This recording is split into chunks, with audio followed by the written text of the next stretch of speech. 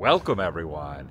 Adam the Woo here. As the recording of this is Thursday, November 21st, 2024, also known as my last full day here in Las Vegas before departing. Tomorrow I am on Fremont Street, the Fremont East District, if you will, looking at the sign that's kind of obscured by the traffic lights. Fremont proper, I guess, would be right down there where all the hustle and bustle is. This area is a little more mellow, a lot more artistic. Gonna grab some coffee from a highly recommended coffee shop right up here, then head that way, and at some point make my way over to the Sphere, where I have purchased a seat for the practice run of an F1 race that is happening this weekend. I will not be here for the actual race itself, but the cars are going to be out in full force a little later as the sun goes down, and I have procured a seat. And I will be in the vicinity of the Sphere, which I have not seen up close and personally yet. I've seen it from a distance. So it's going to be a full day on Fremont, then the Strip, and then the Sphere. Join me. Good to have you here. Shall you? How you doing, man? I'm Steve. I'm a cool guy. I'm pretty laid back. You know, I'm from Las Vegas, Nevada. I just met this young guy right here. He seemed like he's a cool guy. You know what I'm saying? So I'm going to get to talk to him in a second once he finishes the interview. Once again, my name is Little Stevie. Little Stevie. All right over here at the Western Hotel, it says life is beautiful. A little mural here says life is beautiful. This casino has some good advice. If at first you don't succeed, then skydiving is not for you. It's good advice. It's good advice. The name of the place is Mothership Coffee Roasters. Pretty good. I've noticed with a lot of places, that is usually we get regular coffee. Sometimes when you go to a fancier kind of, I don't call it fancy, but just like a place that has other things than just regular coffee, a lot of times they're out of drip coffee. That was the case here, so they made me an Americana. Or an Americano. Maybe I'm thinking of the Offspring album. Nonetheless, I now have procured a piping hot caffeinated beverage from the Mothership Coffee Roasters right there. Get a little caffeine in the system. So over here, over on this area of Fremont, are a lot of these really retro motel signs, which I think are just so cool. I mean, you can see down there, there's another one, no vacancy. I don't think most of these aren't even open. You can see where they've filled the pool in right there. There's a penguin, not penguin, what am I saying? I've been too much time in the frozen tundra. There's a pigeon. Sorry pigeon. Didn't mean to call you a penguin. Or maybe you want to be called a penguin. I don't know. Also, classic car alert right up here. It's like an El Camino, perhaps? Or something that looks like an El Camino right there. Man, that's awesome. Look at this refurbished motel sign. Air, pool, travelers welcome. Travelers motel sign right there underneath this archway. Again, these are not open, but it looks like they're being refurbed considerably since a year and a half ago when I was out here. They were in a little worse shape. In my mind, I think that they have been fixed up a little bit since the last time I was here. These are awesome. These places are awesome. The coffee shop is right over there next to the Ferguson's Downtown Motel, the corner of 11th and Fremont. It's like kind of tucked away behind the motel rooms, right over that little courtyard over there. I like all of the signs that are through here. Again, kind of a repurposed area. You got some different items on the sign. Always a lot of stuff to read through this section. You got some storage units right over here. A lot of artwork on the walls over there. This is looks like an old fuel station or mechanic shop of some sort.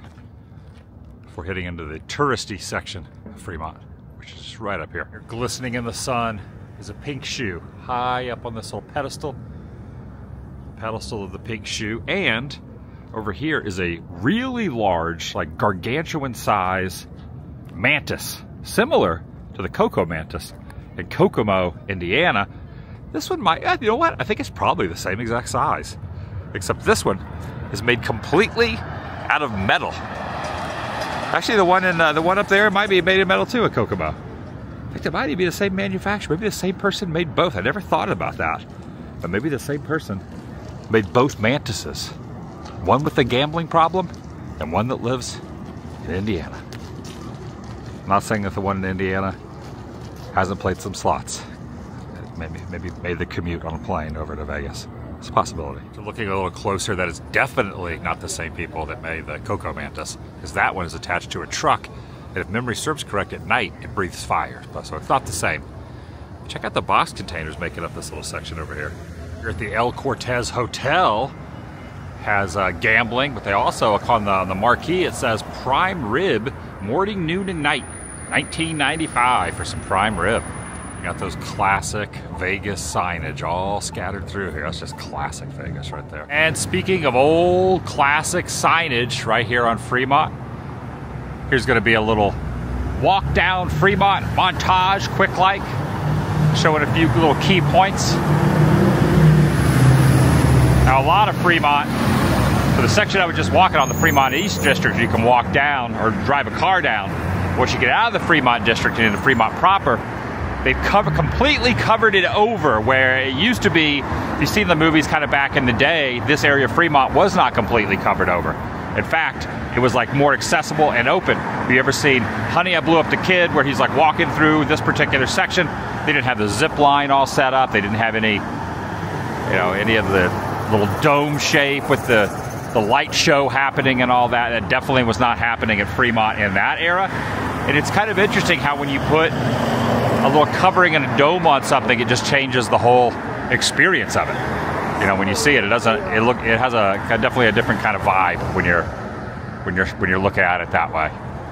But I do like Fremont, but I have to say, it's a little different than being on the Strip. It's had the most unusual experience inside the Circa, where the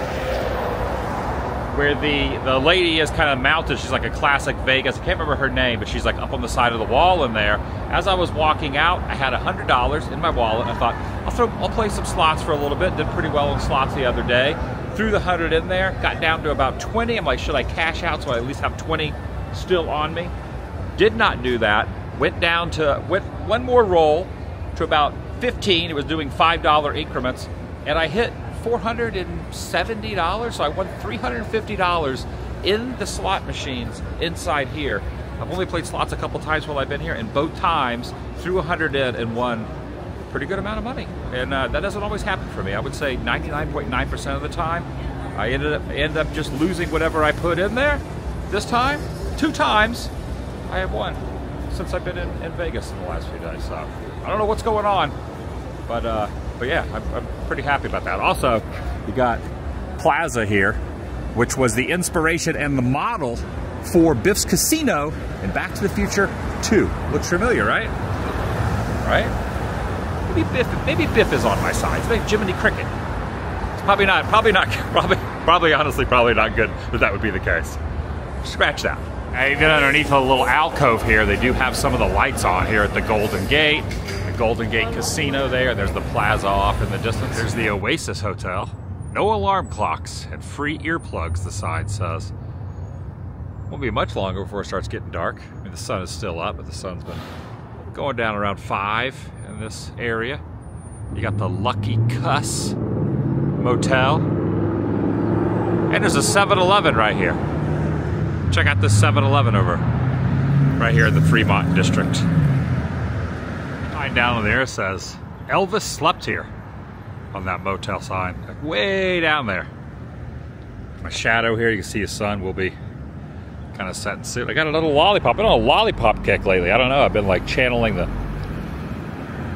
Telly Savalas. If you look way down there, you can see the Strat, formerly the Stratosphere, the big tower. The guy on the horse. Should be able to get some good neon views here soon enough, sooner than later once the sun dips down over the horizon. Ah, yes, the El Cortez. Right here. I guess this would be classified as downtown Vegas. Sometimes I get confused if the Fremont district is downtown. I see signs that say downtown, but I don't really know 100%. I just call it the Fremont district. Got a Starbucks here. All right, I made it over here to the monorail station.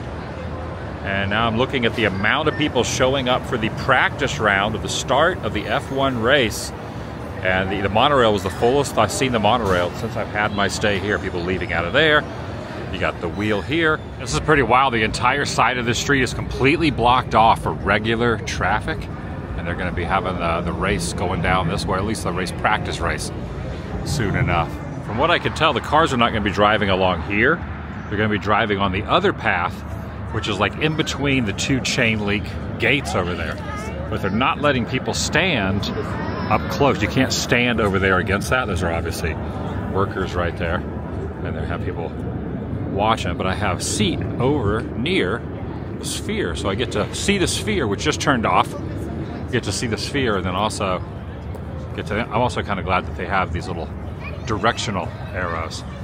So I'm going to be going over to the, I think I'm in the F1 zone to check my ticket. But yeah, which is over by the sphere.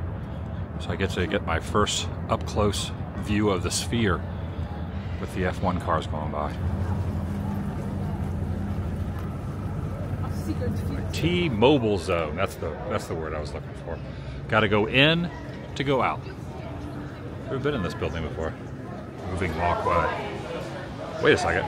Moving walkway. Oh, there's the moving walkway. Wait.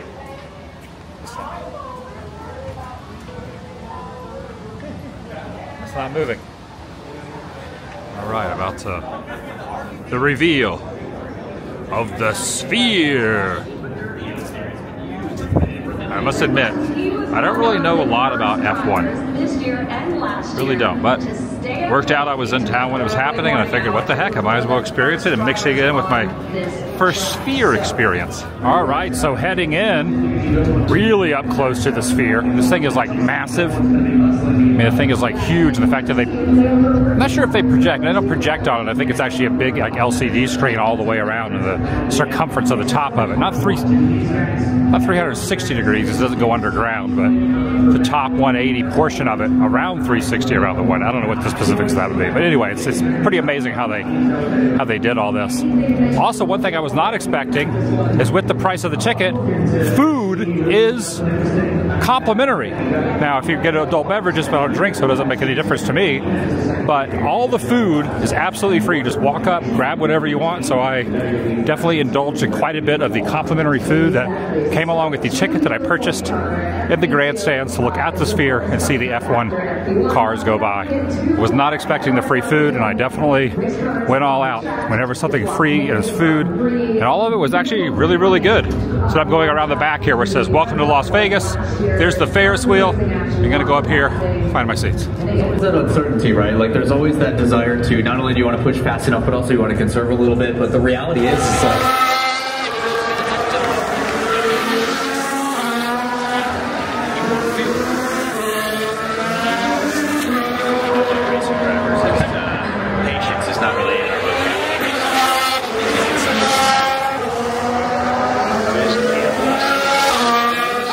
SpongeBob. fantastic lottery. I enjoy it. You're just going to see almost every single one. Also, it's complimentary earplugs like that. 17th to win the race in Brazil, but as a race.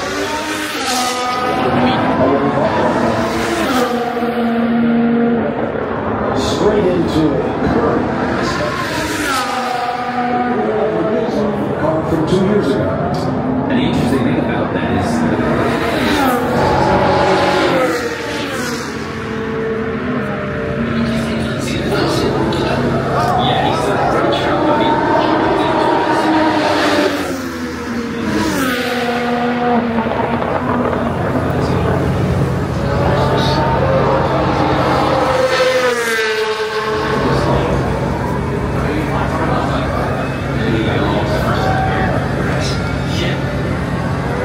Very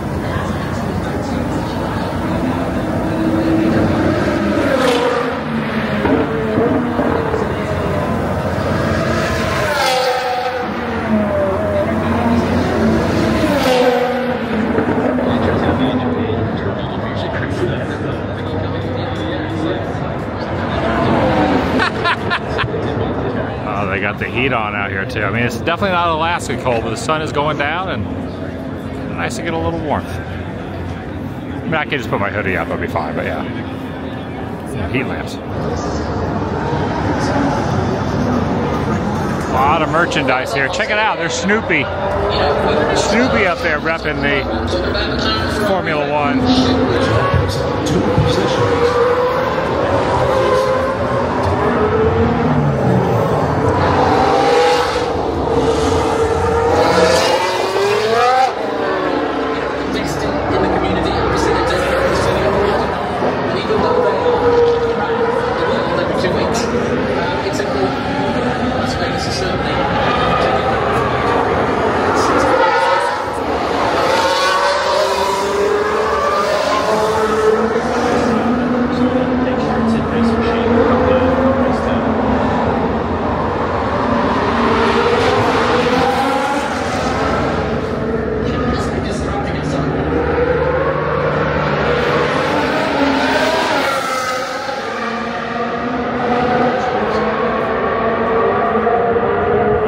All the way back over to the monorail platform. It's interesting though, because where I was sitting is just right over there, but you have to go all the way around to exit, or to enter all the way around the sphere, and then come all the way back down the road, then connect with the strip, and then come back over here to get the monorail to go over to the Flamingo. But I made it. Get some steps in, saw some cars. It was pretty neat. I did not know what to expect, and I can say those things go pretty dang fast. Southbound platform. Next stop is Flamingo Caesars Palace Station. Please allow passengers to exit before. Ready for the noisiest escalator ever?